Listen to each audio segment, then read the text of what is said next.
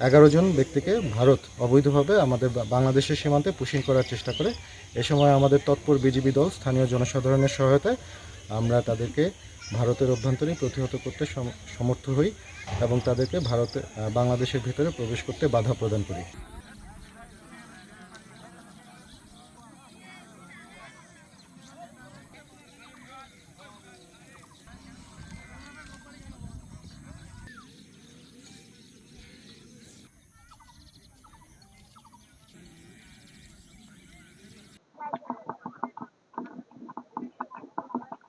গত 5 তারিখ দিবাগত রাত, অর্থাৎ আজকে 6 তারিখ সকালবেলা ভোরবেলা আনুমানিক 03:30 ঘটিকায় 11 জন ব্যক্তিকে ভারত অবৈধভাবে আমাদের বাংলাদেশের সীমান্তে পুশিং করার চেষ্টা করে।